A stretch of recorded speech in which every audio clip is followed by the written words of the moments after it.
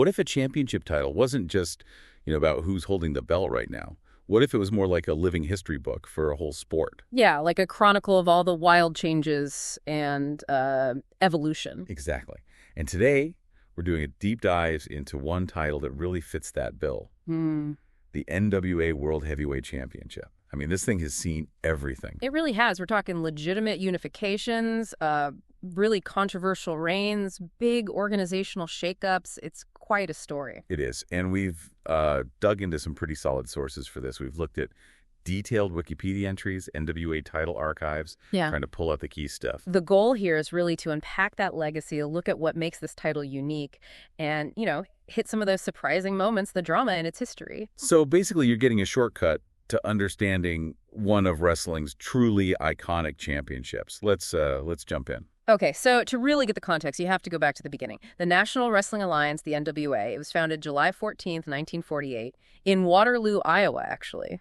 And this wasn't like one single company, right? It was more like a group of promoters. Exactly, a confederation, really, all these regional promoters coming together. And the NWA World Heavyweight Championship, that was meant to be the prize, the top title everyone recognized. Okay, and the first guy, the first official champ. That was Orville Brown.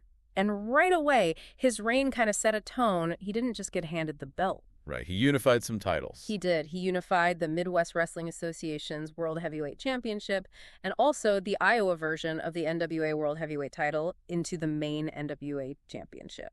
So, from the get-go, they were trying to consolidate, make it the undisputed title. That was the idea. Signal that the NWA was the authority, bringing all these regional things under one umbrella, which ironically caused a lot of issues down the road, but that was the ambition. Okay, so NWA forms, Brown is the first champ, unifies some titles, but the name most people probably associate with that early era is Lou Thesz. Oh, absolutely. The Thesz is foundational. He was actually awarded the title November 27, 1949.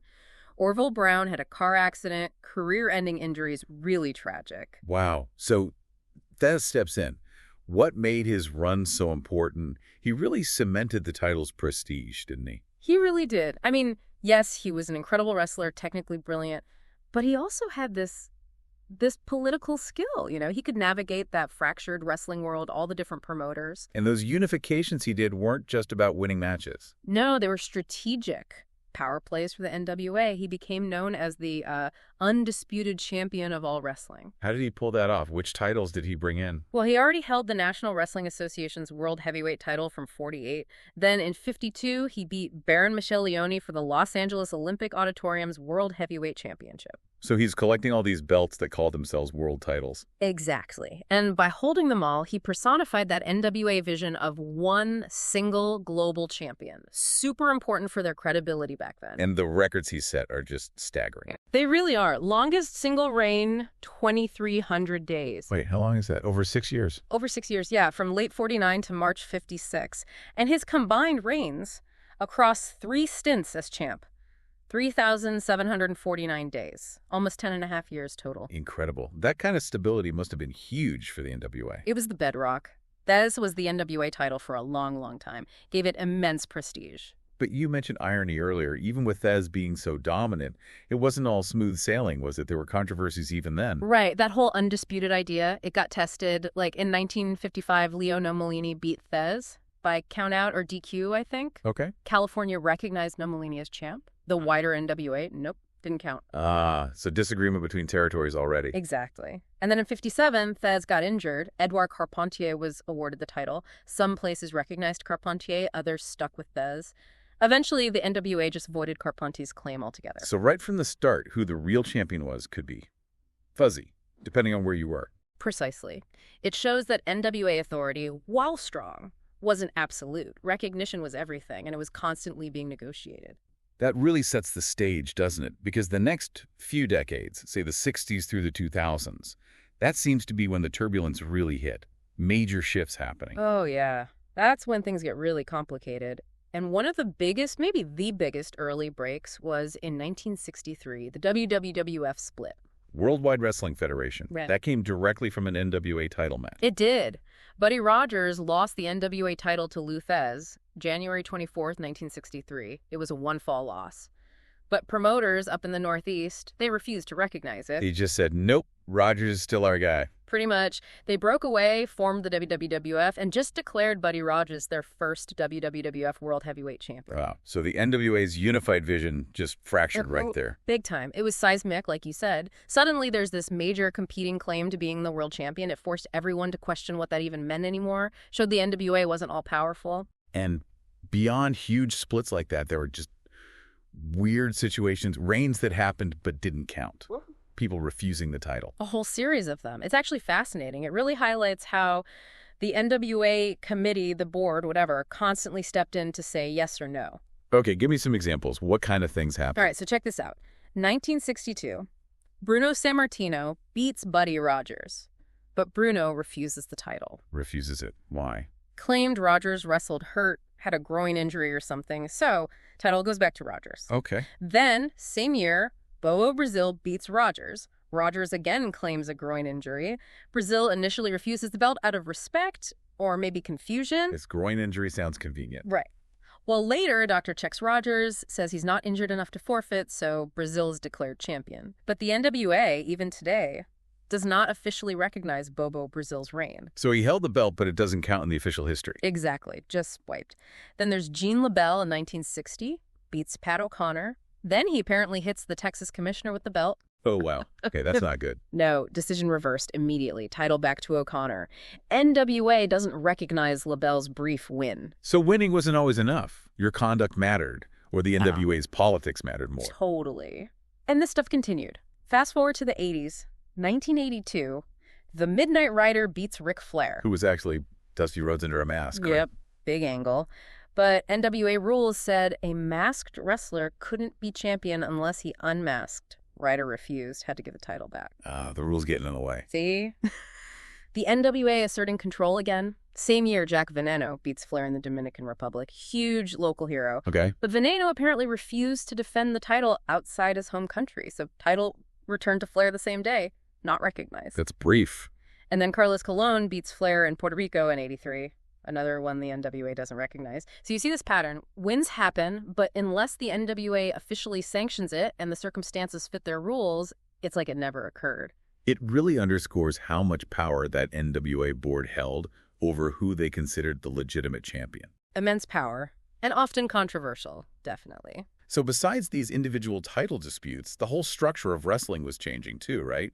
With promotions getting bigger. Absolutely. The 1980s saw Jim Crockett Promotions, JCP, become incredibly dominant within the NWA framework. Based in the Carolinas. Right. By about 85, JCP controlled so many NWA territories that championship matches started mostly happening between their guys, their contracted wrestlers. Kind of centralizing the title within one promotion, even though it was still technically the NWA title. Sort of, yeah. And then, of course, Ted Turner bought JCP in November 88, renamed it World Championship Wrestling, WCW. And that relationship in the NWA didn't last forever either. No, it got rocky. WCW formally pulled out of the NWA on September 1st, 1993.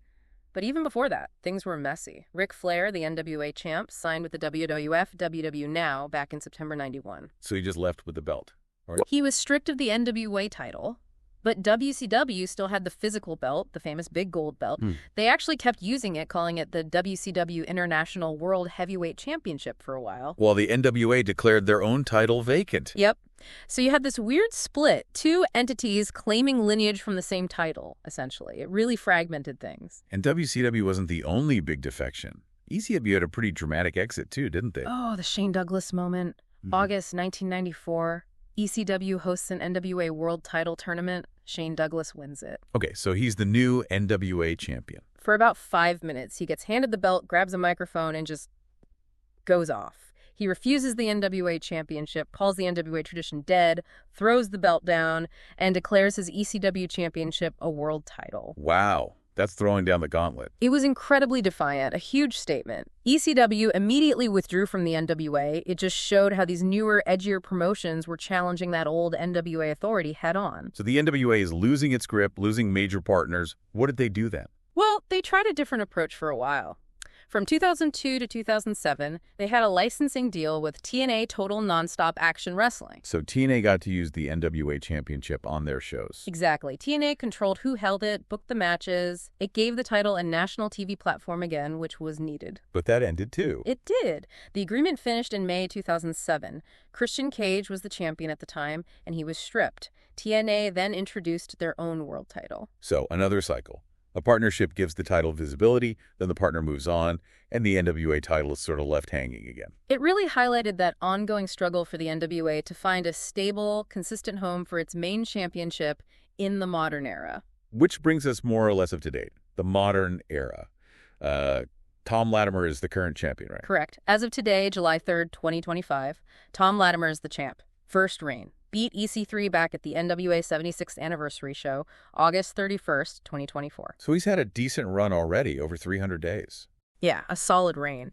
And this current chapter really kicked off, you could say, when Billy Corgan's company, Lightning One, Inc., bought the NWA. That was October 1st, 2017. The Smashing Pumpkins guy. That's the one. He bought the name, the belts, the history, everything. And that changed the model again. How so? Well, it got rid of that licensing model, like they had with TNA. Now, championship matches are generally limited to performers under contract directly with Corgan's company.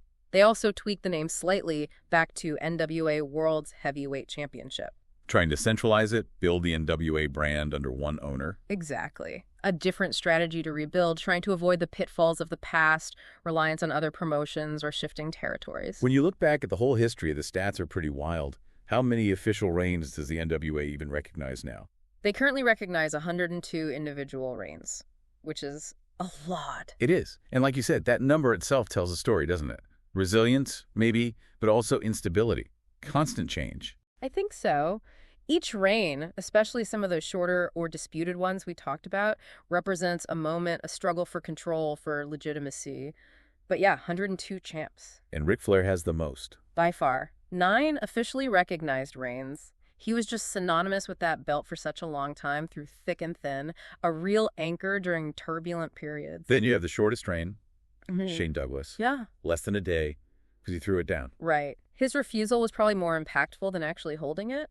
Ray Gonzalez also had a reign officially listed as less than a day. And the age range is pretty wide, too. Yeah, you've got Chris Candido winning it super young, only 22, and then Tim Storm winning it much later in his career at 51. Wow. Shows the title spanned generations of talent. Definitely. It connects all these different eras of wrestling. We talked about Fez's incredibly long reigns, Yeah. but others had really long, dominant runs, too, reinforcing that prestige. Oh, yeah. Besides Thez, you've got Dory Funk Jr., 1,563 days. That's over 4 years in one reign.